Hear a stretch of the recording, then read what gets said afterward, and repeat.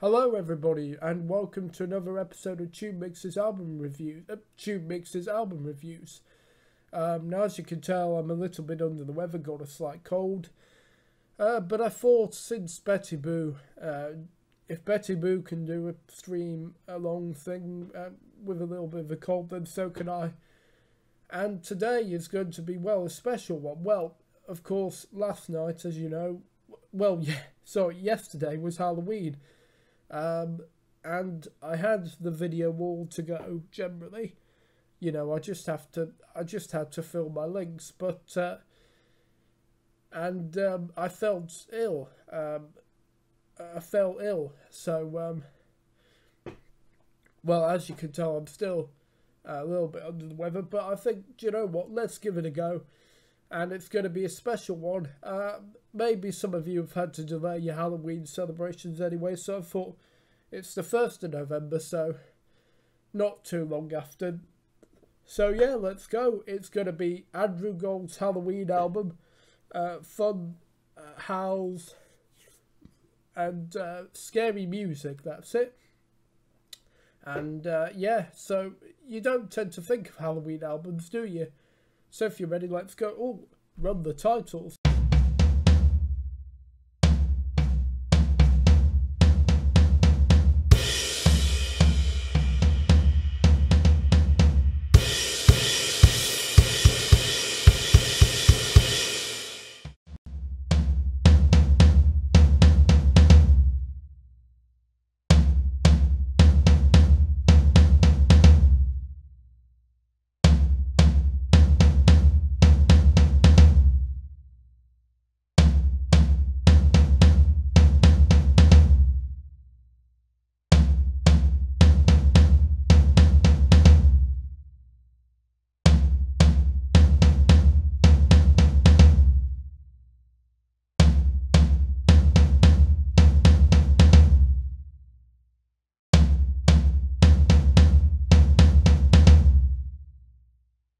Now I know what you're thinking. You're thinking, surely this is not the same Andrew Gold who was in Wax in the 80s and in the 70s had hits including Thank You for Being a Friend, Lonely Boy, and Never Let Us Slip Away. Well, it is, as hard as it to believe, it is the same Andrew Gold.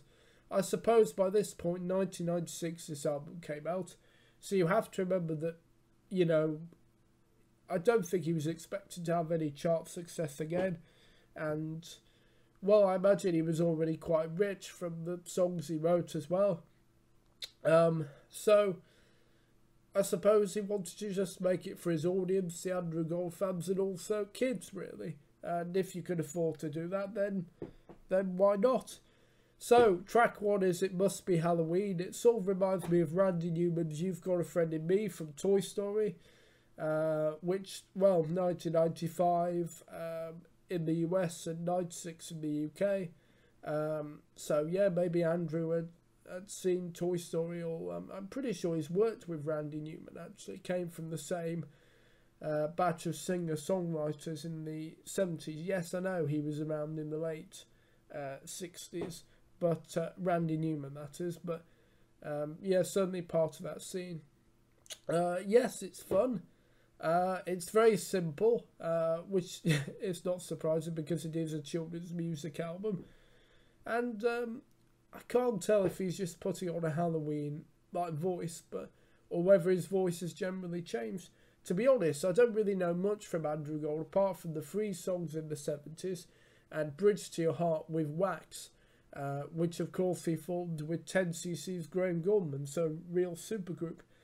But yes, it's simple, fun, and perfect for Halloween. If you're having a kid's Halloween party, then stick this on because it's absolutely perfect. Right, would I revisit it? Yes, I think so. Right, shall we move on?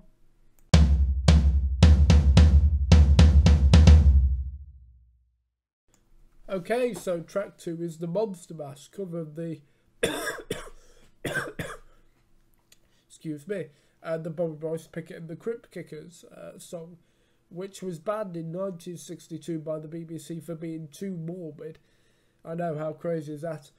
But became a hit in the 70s and, well, now I don't think you can get away with it, can you, on Halloween? And would you believe Linda Ronstadt is on backing vocals? So, yeah, that's quite funny to think that she's doing backing vocals with Andrew Gold doing the Monster Mash. And yes, it certainly is a bit more eccentric than Bobby Morris Pickett's original version. In a way, it makes sense for Andrew Gold to be sort of acting because his mother, in case you didn't know, was Marnie Nixon. Someone who was famous for dubbing other people in the golden age of the film's musicals. She dubbed for Audrey Hepburn in My Fair Lady, Deborah Kerr, I think, in The King and I, and so much more. I didn't know that until recently, actually. But, yeah, it's fun. And do I prefer it to the original? No, I think it's certainly fun. I like that he's put a bit more, gives it a more eccentric spin on it. Would I revisit it? Yes, I think I would. And yeah, I mean, the Monster Mash is a Halloween classic, isn't it? So, right, let's move on.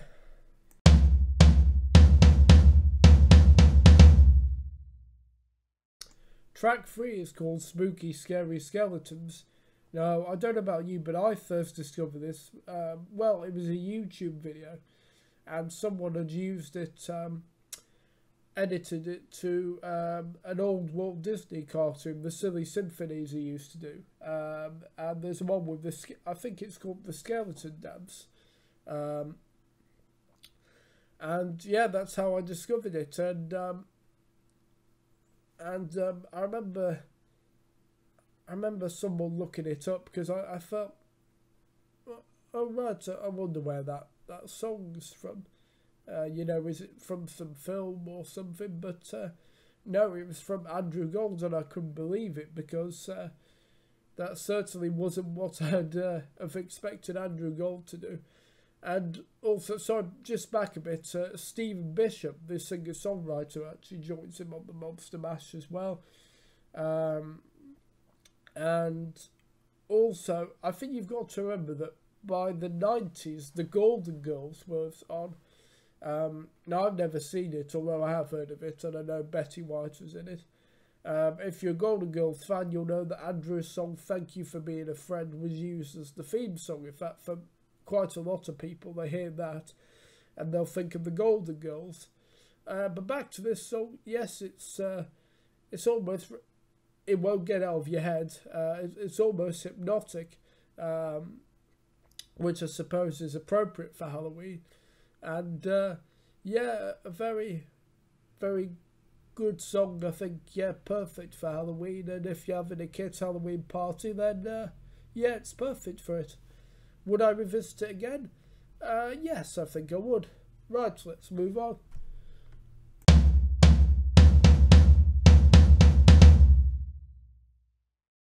The next track is called Trick or Treat. Oh, by the way, you might notice a slight continuity error. Well, it is getting dark now, so I thought I'd put my light on. So, yeah. So, anyway, as I was saying, this track is called Trick or Treat, and it's sort of a cross between like a Halloween version of Jingle Bells and a country, sort of a country song. And it'd be great to play at a Halloween party because it goes, well, it's a sort of steady rhythm, and then it goes really fast. So yeah, be a really popular one to play if you're doing Halloween parties, I think. And it gets in your head. I'm sure I have this in my head, which is always a good sign, as I always say. It's always good for a song to be memorable and you can't get it out of your head. So yeah, would I revisit it? Yes, I think I would. I think it's one of the best of the original songs on the album. So yeah, really good. Right, let's move on.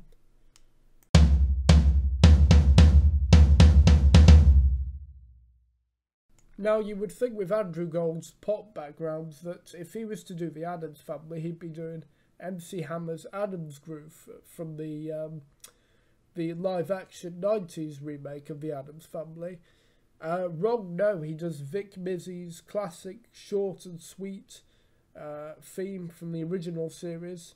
And yes, it's not very long, but that song, it doesn't really need to be any longer than it does.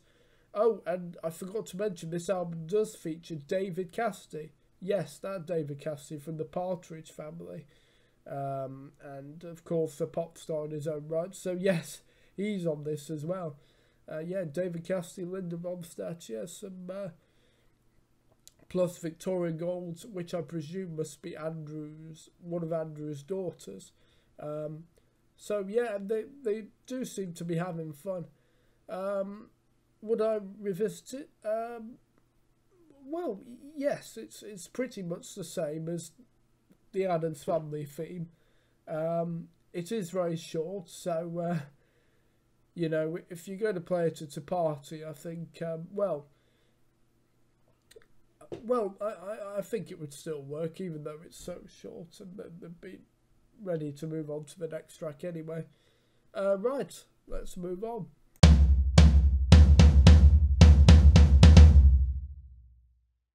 Okay, so the next track is Ghostbusters. Yeah, you guessed it. Ray Parker Jr.'s title song from the film of the same name. And they seem to have slowed it down a bit, which is a shame. Because if you want to dance to it at a party, yeah, they seem to have slightly taken the joy out of it. I have to say I much prefer Ray Parker Jr.'s original version. And it's a bit annoying with all the American kids saying Ghostbusters. I just find that a little bit annoying personally, but that's just my view. But I think whether it's this or Ray Parker Jr. or whoever, I think if you're going to put this on in a Halloween party, it's always going to go down a storm, isn't it? You know, people said, who you go call them, you know, shouting Ghostbusters, and the whole song, it's just one of those big Halloween anthems, isn't it, that you often hear on the radio along with the Monster Mash. And one of the songs that I think, if you say to me, what's one of the definitive Halloween songs, well, I would say, yeah, Ghostbusters is definitely up there. A brilliant song, and yeah, I love the original music video as well with all its cameos, and Ray Parker Jr. just yeah, absolutely fantastic. Right, would I revisit it? Yes. Like I said, it's slightly taken away the joy. Only slightly.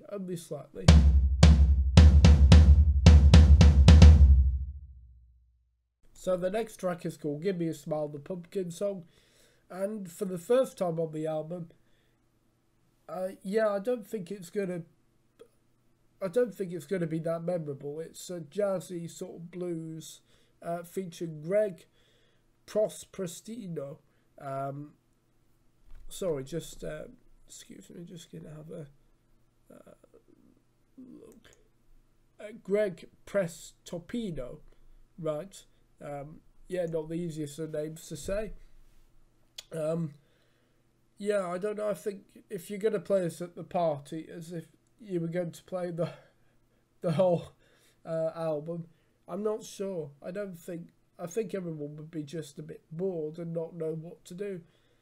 I'm not a particular fan of the track myself. I don't think it's going to be one that I'm going to be coming back to. And I don't think it would particularly stay in my head, really. But not all tracks are like that. So, yeah, would I revisit it? No, probably not. I think it's one of the first weaker track on the album, I think. Of course, if you like blues and jazz, then I suppose you'll like it. But, yeah, not really my cup of tea. Right, let's move on.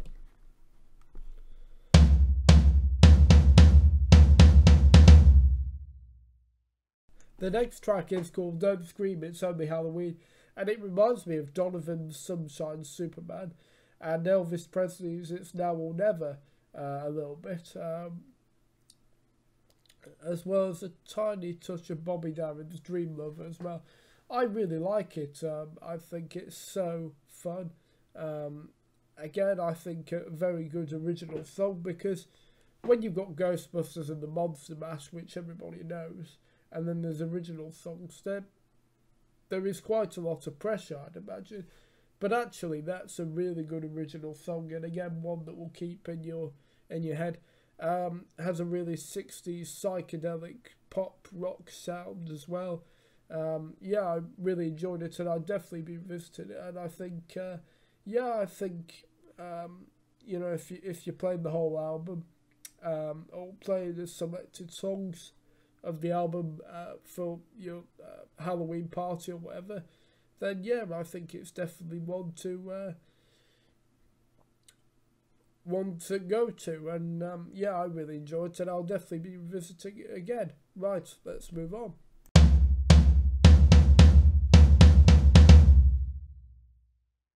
The next track is called The Creature from the Tub, and it makes me think of like a game. If you've ever played What Time Is It, Mr. Wolf, with your kids, or have ever heard of that game, it's sort of, I can imagine people just sort of sneaking, really, or pretending to be a creature in, I don't know, a bathtub made of cardboard. So yeah, it's not particularly great as a song, but I think as a poem, or as a game, I think it would work.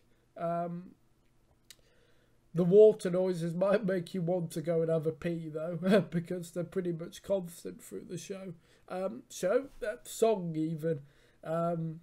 So yeah, would I revisit it? No, I think it's one of the weaker tracks on the album, of the original songs. And it's not particularly memorable. It's not great as a song, but it would really work well if you're looking for some kind of game in your Halloween party. So yeah, right, let's move on. Oh, sorry, one more thing. Vocalist Nicorette Larson is the voice of the mum, but it would be tragic, because she would pass away just a year after this album. So this album was released in '96. She passed away in '97. But also, sorry, another thing. I did like the callback to Mash is Ready, whether that was due to the Monster Mash, which of course we've already heard already. So I did like that. So yeah, but not a track I'd be rushing to put on.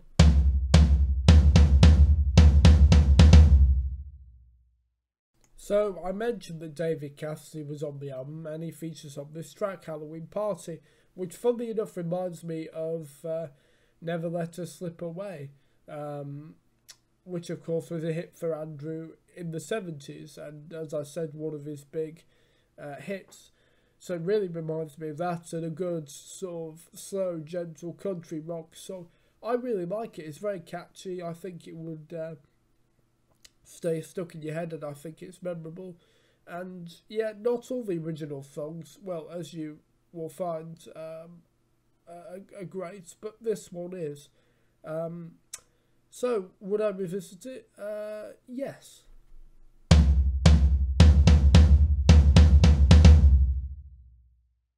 So the penultimate track is Witches, Witches, Witches, which is good. And you know, the call out of witches, witches, witches on a broom. It is quite catchy.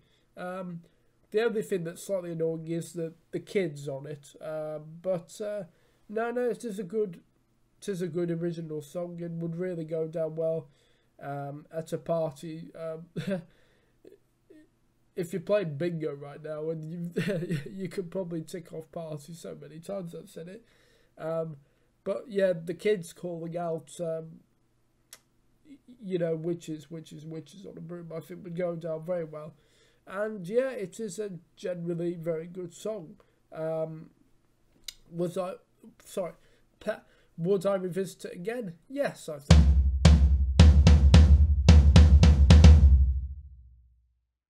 So our final track is called It's not called that. It's called In Our Haunted House, which sounds like, well, at first it sounds like a creepy version of Chim Chim Cherry. Chim Chim Cherry. Yeah, always difficult, that one, from Mary Poppins. And then it goes into a slightly different direction, and then it reverts. It's a very interesting track. You can imagine being in some sort of theme park ride, couldn't you? Or song from a film, maybe. Yeah, I don't think it's particularly great, although excuse me. Although I will say the fact that it goes into different directions, that doesn't say the same, is fantastic. Would I revisit it again? No, probably not. But yeah, overall, I think it's a pretty good album.